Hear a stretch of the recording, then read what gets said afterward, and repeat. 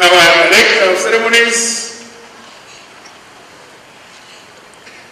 the Vice President, General Retired Dr. Chiwenga, the Minister of Youth, Sports, Arts and Recreation, Honorable Dr. Case Coventry, and Honorable Ministers who are present here, members of the Diplomatic Corps that are here, senior government officials, leaders of youth organizations who are here.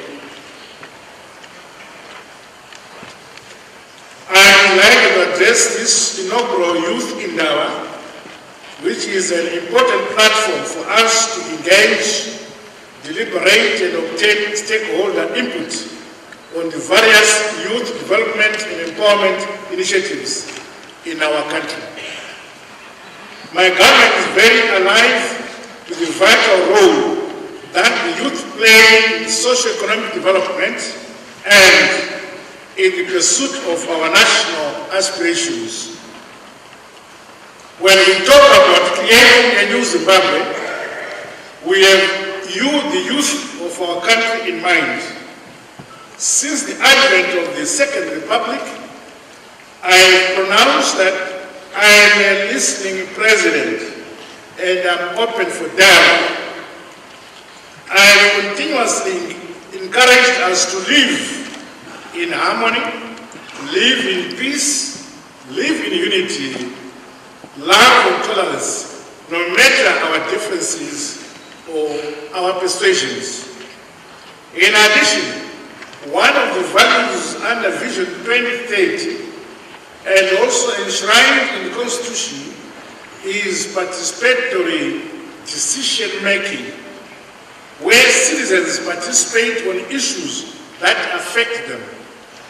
I am therefore very pleased to be part of this initiative, which in my view is a collation of those values in practice.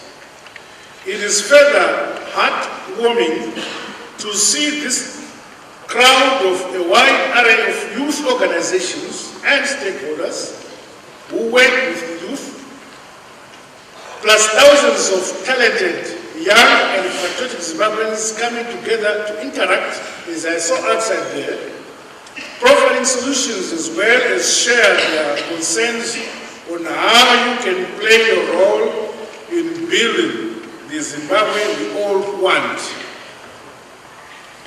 You have tremendous towering ambitions and immense potential. It will be wastage of our national human capital if you are not given an opportunity to exercise your talents and make positive contributions in all aspects of life. Our beautiful nation needs you, the youth, in order for our soil to become productive, our industries to flourish, and our economy to grow. My government remains committed in its resolve to develop young people as provided for in our Constitution. The National Youth Policy and the SADC Declaration on Youth Empowerment and Development. We will continue to scale up, sharpen and deepen reforms as we seek to revitalize the various youth empowerment initiatives. But this requires your input. Meanwhile, I challenge you as the youth to be more cognizant of your responsibilities with regards to honoring your obligations, be they financial, social or developmental within your communities. It is only through positive collaborative efforts that we will witness the growth, modernization and industrialization we desire as a nation. The establishment of the Empowerment Bank, the Women's Microfinance Bank and SEDCO should be utilized as the vehicles to precipitate a job revolution in our country. You are thus urged to utilize the present instruments of empowerment to raise a new generation of jobs of the future, jobs of a modern, highly technical and industrialized Zimbabwe. In this regard, I launched the National Fiber Optic Backbone, which will see a more widely distributed, efficient and affordable internet connectivity throughout the country. You must ride on the possibilities which this infrastructure presents and create world-class startups and businesses.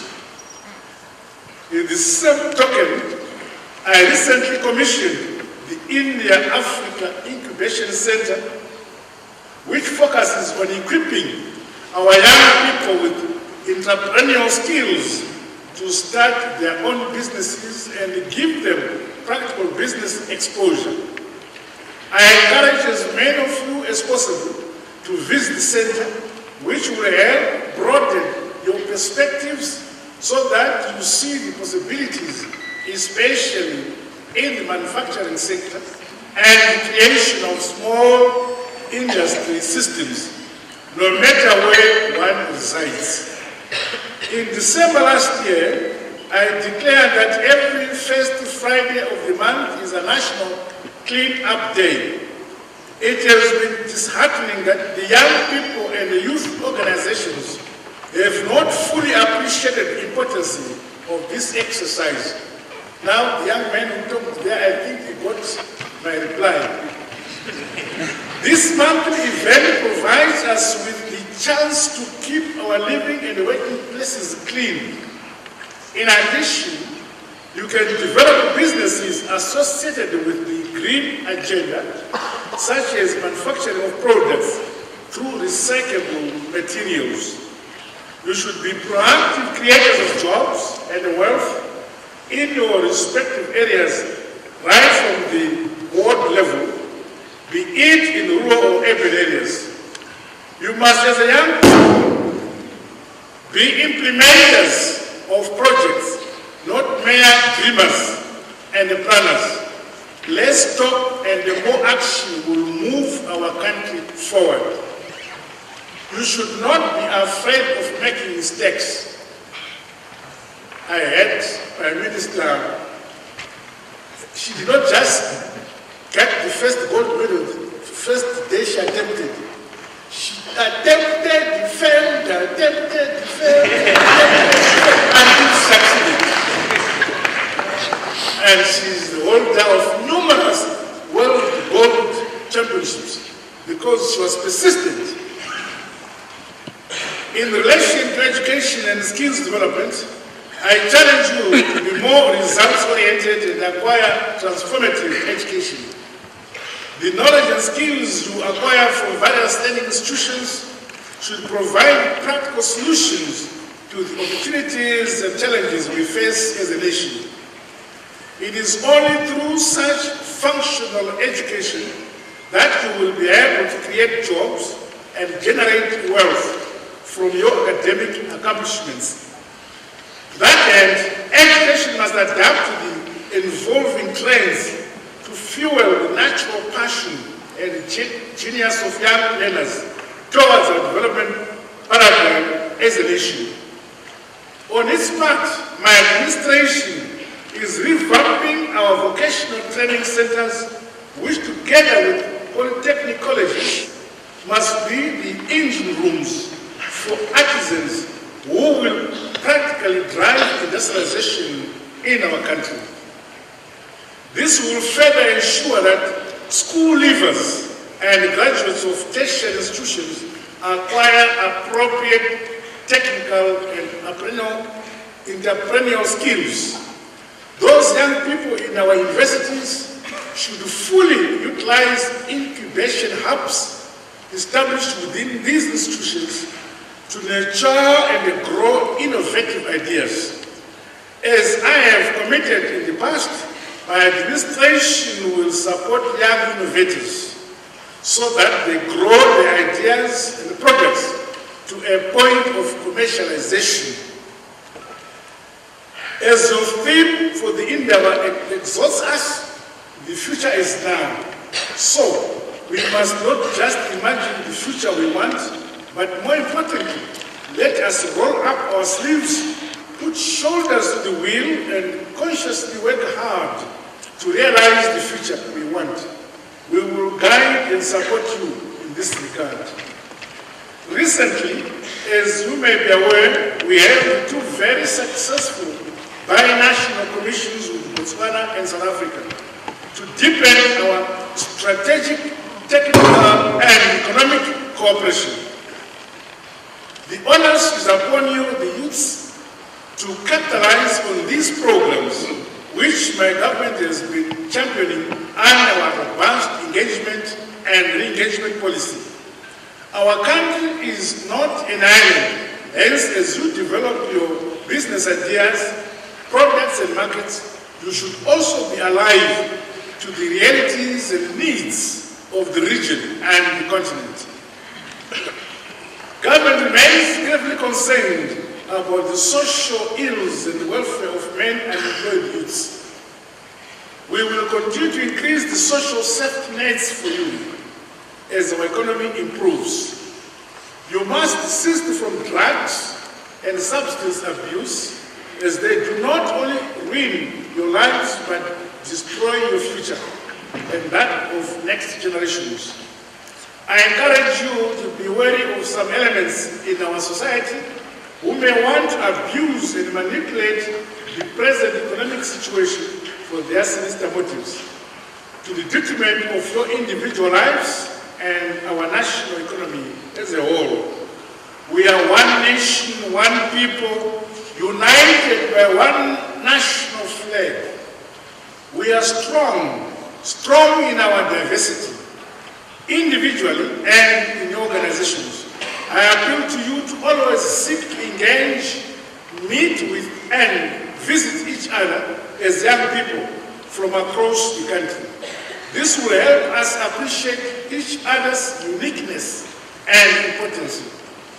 I further exhort you to be the catalysts for positive change, national cohesion and unity in our nation.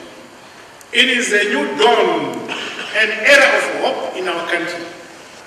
Arise and shine, in the rain or sunshine, in the plenty or lack. Choose to love your motherland. Choose to progress. Choose to love. Choose to unite. And choose to be peaceful. Always remember that the inheritance of this country, with all its natural resources and endowments, belong to you. Remember, you are not only the leaders of tomorrow, but also you are partners of today. As your president, I will continue to listen to your views and to be responsive to your suggestions with regards to government policies and programs that affect you. Let us work hard towards our shared destiny as we contribute to the attainment of Vision 2030, brick upon brick, stone upon stone. Our success and prosperity is inevitable and rests with us all. I thank you.